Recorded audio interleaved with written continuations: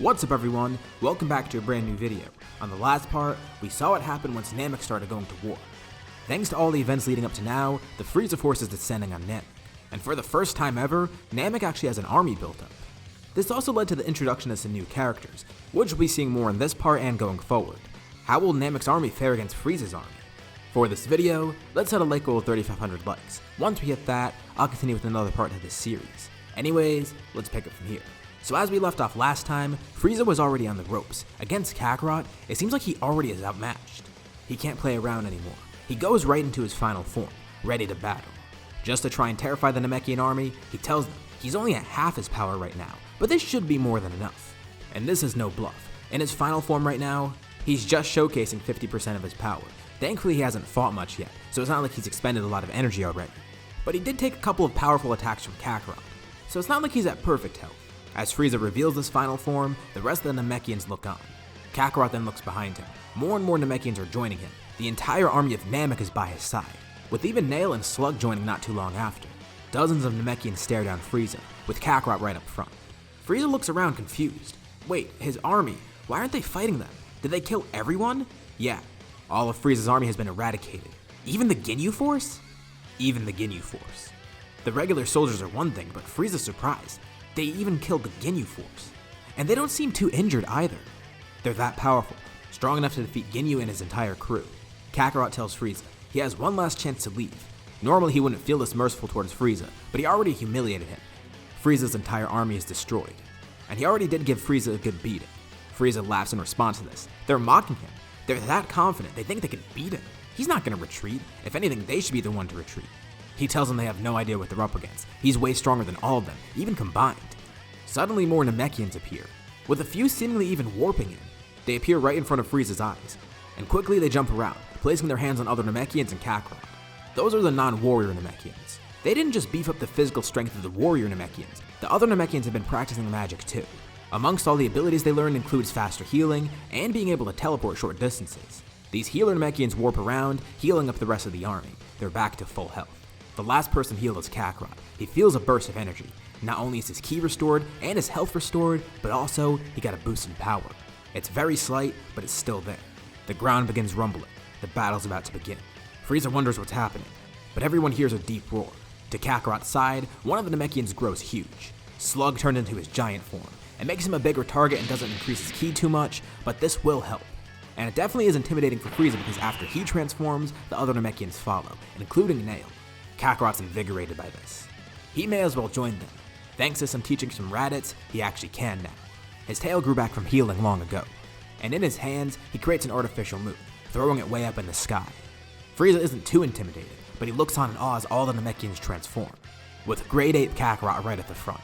Kakarot shouts, with the Namekians following. The battle begins. Let's actually cover everyone's powers right now, because believe it or not, the Namekian army is incredibly powerful. Frieza at 50% is around 60 million, but since he's a bit injured, let's say he's more around 50, just to help out our heroes. In his Grade 8 form, Kakarot's at 40 million. After all that training in the time chamber and the Zenkais he's received in this battle and other ones, his base power is around 4 million. Multiply that by 10 with Grade 8 and it's 40 obviously. Nail's grown a lot stronger too, with a power of 2 million. And even though he's pretty far behind Nail, Slug is still the third strongest of them. And the strongest Namekian outside of Nail, he's at 500k. And with the collective might of the Namekian army, let's place them at around 20 million, excluding Slug and Nail. The tricky thing is though, they might have too many people for this fight. Even though their collective power does outmatch Frieza's, it's spread amongst dozens and dozens of soldiers. And at a certain point, it's hard for so many people to fight together. And again, power levels aren't everything either, but it still is important to note that. The good thing for Frieza is he has a bunch of large targets too. But he quickly realizes that Kakarot's one of the main issues for him. Kakarot's so close to him in terms of power as a Grade 8, and even though he is a larger target and still weaker than Frieza, it's not going to be pretty for Frieza. He's stampeded by giant Namekians and Kakarot. The Namekians are mainly there as a distraction though. They're mainly trying to create openings for Kakarot and Nail. And they know that with too many of them together, coordinating an attack on one normal-sized person is too hard. And that's why they're doing it like this. And this is actually working out pretty well. They're able to get a lot of hits in on Frieza. Powerful blasts from Nail and Kakarot actually do injure him a bit. And Frieza's so overwhelmed surrounded by so many Namekians.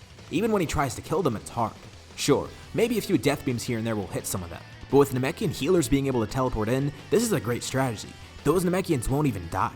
and a lot of them have built up regeneration to the point where they can regenerate from small injuries like that, as long as the attacks don't hit any vitals. A lot of Namekians are being wounded, but it doesn't even matter in the end. They're getting restored to full health and still fighting. Frieza realizes he needs to attack the healers, but this isn't going to work either. The healers can teleport. Whenever he tries to attack them, they're able to get out of the way. There's even one there that seems weaker, a child named Dende. You would think this would be an easy target for Frieza, but also consider the fact that he has so many Namekians fighting him at once.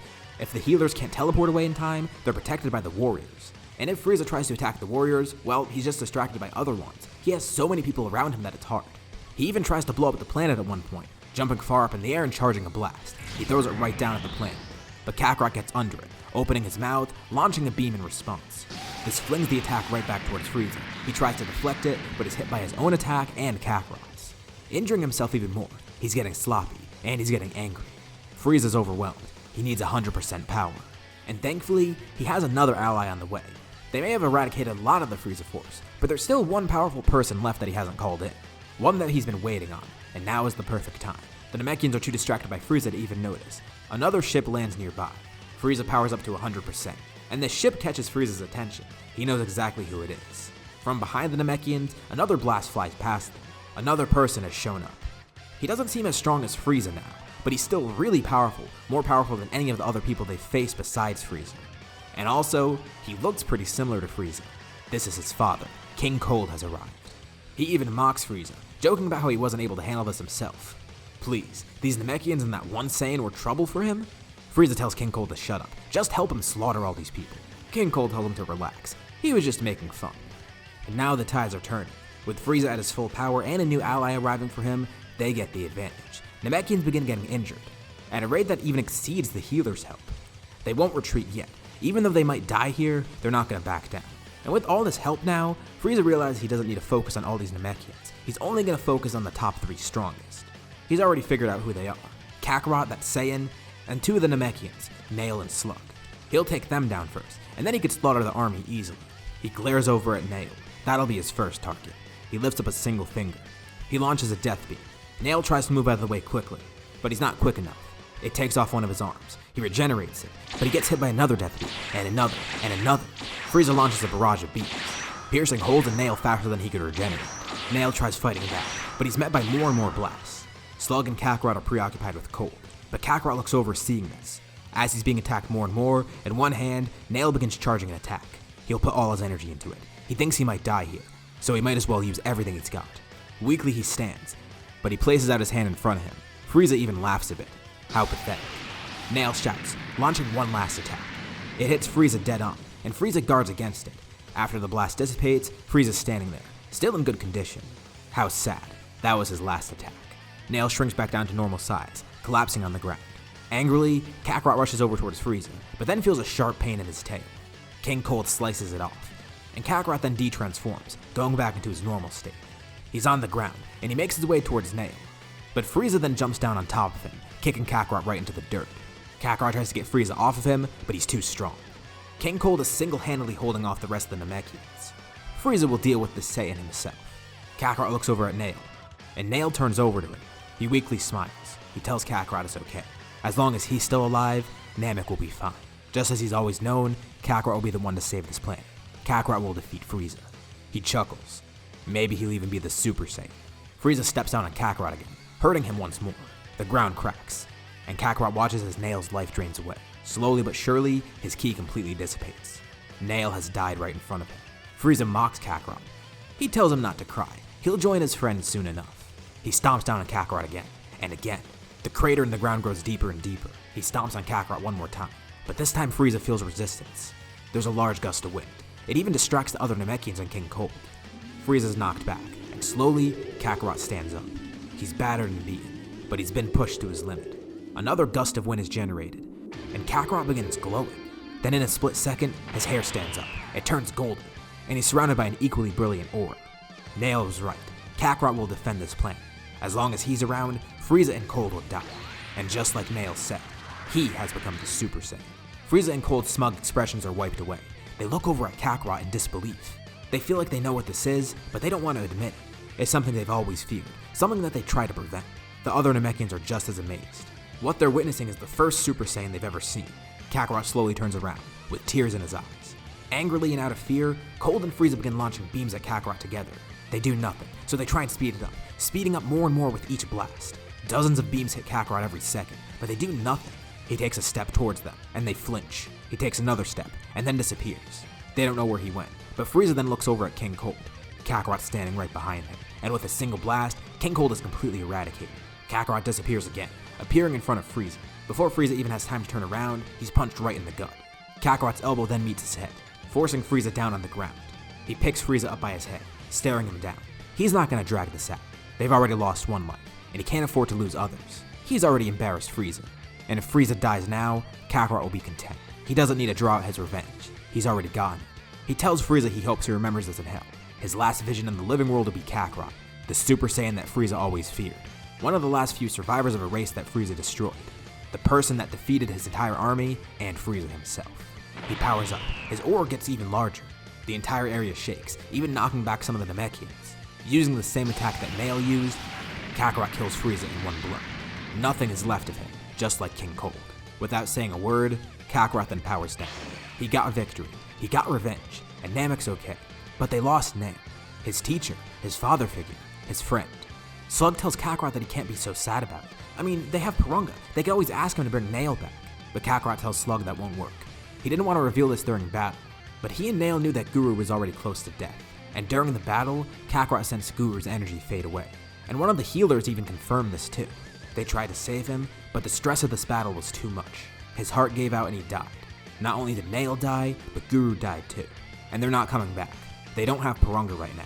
The Namekians tell Kakarot that his sacrifice wasn't in vain. Without Nail, they wouldn't all be alive right now.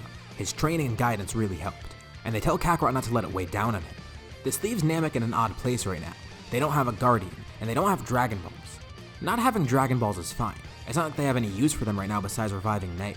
Their planet has been protected, and out of the people going for the Dragon Balls, one is dead, and the other two are Saiyans that are too weak to even do anything right now. Mori is made the new Grand Elder, but it's going to take some time before they have any Dragon Balls. And it's not like this is an instant process either. In a way, Namek's in a little bit of disarray right now, and with so many Namekians here, it makes things a bit more complicated. But Slug sees this as an opportunity. He tells the Namekians maybe he could be their new ruler, even being their new Grand Elder. Mori's already been chosen for it, and they'd rather have him since he's more experienced. But Slug says he's the strongest Namekian right now. If he's made Elder, Porunga will be incredibly powerful once he makes him, and they'll have an Elder that can defend himself. Even though he's not really an Elder, he's only a few years old. But Kakarot knows he's up to something. It's not that he wants to be Elder, he wants to have influence over Namek. He pulls Slug aside, asking him what he really wants. And of course Slug's not going to just reveal it. But Kakarot knows he's trying to lead Namek into a new direction, one that Kakarot doesn't like. Unlike the other Namekians, Slug isn't really a pacifist. If anything, he's more like the Saiyans that Kakarot's met before. In a bad way, actually.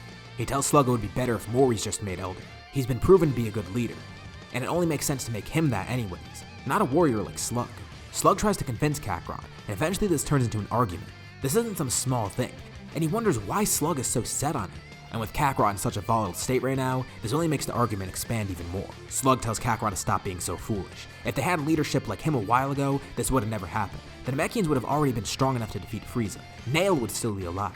Sure, they trained a few months beforehand, but if they started even earlier, Namek would have been undefeatable. But Kakarot tells them they only did that out of necessity. Namek's a peaceful planet. They never planned on creating this giant army anyways.